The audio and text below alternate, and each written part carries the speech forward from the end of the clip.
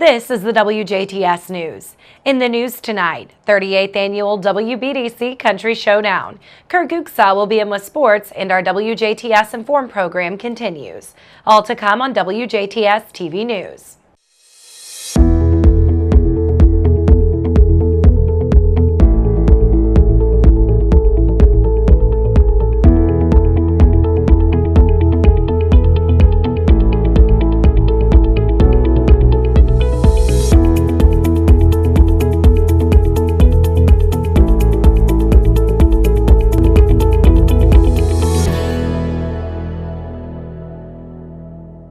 Good evening, I'm Jenna Schaffer with the news.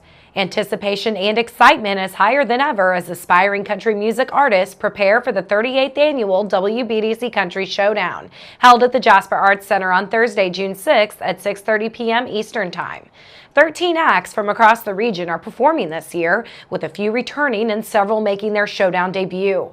Radio station WBDC is proud to once again be hosting the Country Music Talent Search, with a chance for a local artist to win over $1,000 in cash and prizes. Tickets will be $8 at the door or $5 in advance. Limited seating is available. The Jasper Arts Center will provide the backdrop to feature the best and brightest talent in our area. The amazing band Haywire returns as well, entertaining the crowd and backing all of the talented performers.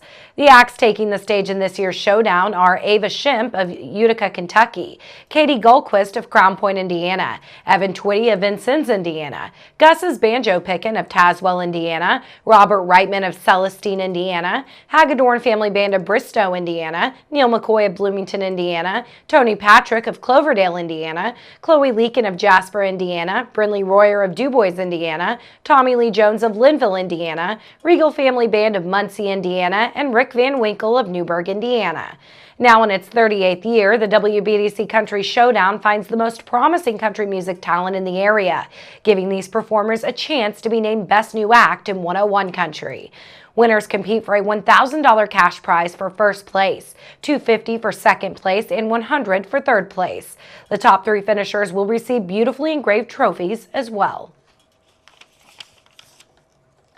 The State Department of Natural Resources says the newly renovated Patoka Lake Nature Center in southern Indiana has reopened with several new features for families to learn about area wildlife.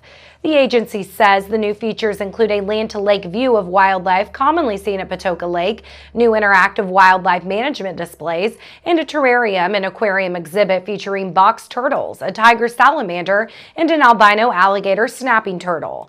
The center is open Tuesdays through Sundays from 9 a.m. to 4 p.m. It's located north of Wickliffe, located about 60 miles northeast of Evansville. Phone number is 812-685-2447. With Memorial Day on the horizon, Senator Mark Mesmer of Jasper wants to talk about how he can support veterans in office. It's important to remember that the freedoms we enjoy every day are gifted to us by generations of Americans who have served in our military. Perhaps it's our brother or sister, next-door neighbor, or the person sitting in front of you at the movie theater. These Hoosiers deserve our gratitude, not only during their service, but after they have returned to civilian life. Indiana lawmakers realize this, and once again, passed legislation that further supports our veterans during the 2019 session. House Enrolled Act 1010 will provide a 100% income tax deduction for Hoosier veterans' military retirement benefits. Once fully implemented, this measure will save Hoosier veterans an additional $14.6 million per year, providing significant tax relief to our nation's heroes. This is an excellent incentive for veterans to move to Indiana after their service. It will also serve as a valuable recruitment tool for Hoosier businesses, especially those in our defense sector that are looking to hire talented veterans with unique technical skills and security clearances.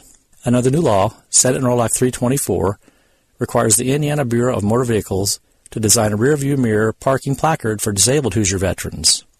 This placard allows veterans to move it to a different vehicle if they have more than one car or ride with someone else. This legislation will also allow them to park in any metered space free of charge. In addition, we passed Senate Enrolled Act 491, which will extend the Veterans Hyperbaric Oxygen Treatment Pilot Program for an additional year and eliminate the copay for participants. This initiative, which was set to end in 2020, will further fund experimental medical treatment that may help treat post-traumatic stress disorder. Lawmakers, including me, hope these changes allow more veterans to participate in the program. Our veterans should always be a priority, and I believe these measures will further improve their lives after service. As always, feel free to contact Mesmer's office directly with your questions and concerns at senator.mesmer@iga.in.gov or by phone at 800-382-9467.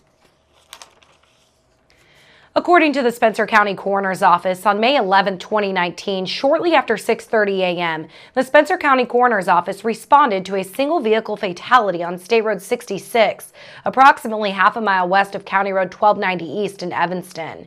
Preliminary investigation efforts by the Spencer County Sheriff's Department revealed an eastbound vehicle left the south side of the road for an unknown reason, coming to rest in a ravine. The deceased was identified as Everett Smith, 39, from Tell City, Indiana. An autopsy was performed that afternoon. The autopsy revealed that the deceased died on impact due to blunt force trauma to the head.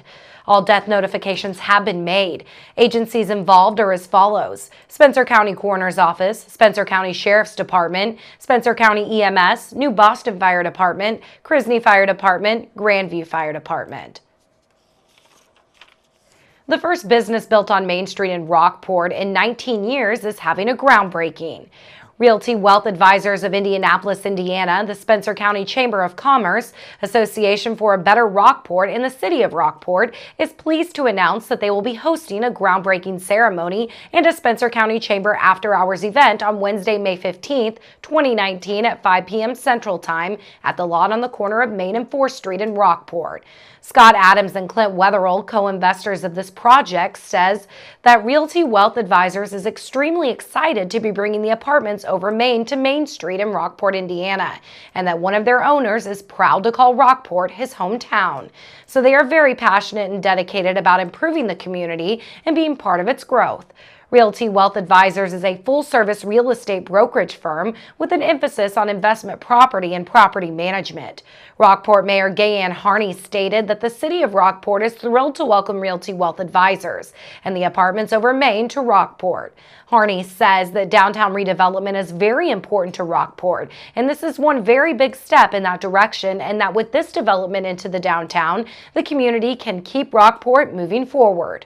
Harney would like to thank Scott Adams and Clint Wetherill for their investment into the city of Rockport. Several Rockport businesses will be participating in welcoming Rockport's newest business. Obermeyer Hardware and Rental, the building material supplier for this project, will be providing the shovels. Another new business that is located on Main Street, St. Benedict's Brew Works, will be there to show support and to host a beer sampling. Realty Wealth Advisors and Ebel Heating and Air will be providing the refreshments and drinks for all. 3 Washington residents were arrested near Eastside Park in dealing meth investigation. This past Thursday on May 9, 2019, officers with the Washington Police Department, DEA Task Force, and Daviess County Sheriff's Office served a narcotics search warrant at a residence near Eastside Park in Washington. Officers reported locating methamphetamine, items associated with the distribution of methamphetamine, syringes, Schedule 5 pills, paraphernalia, and marijuana. Arrested were as follows: 31-year-old Justin Davidson dealing methamphetamine, possession of methamphetamine, possession of a syringe, possession of Scheduled 5 controlled substance, maintaining a common nuisance, and possession of paraphernalia. 23-year-old Jamie Behaya, possession syringe and visiting a common nuisance. 32-year-old Jarrett Whitehead, maintaining a common nuisance. Stay tuned. Weather, sports, and inform are coming up next on 18 WJTS News.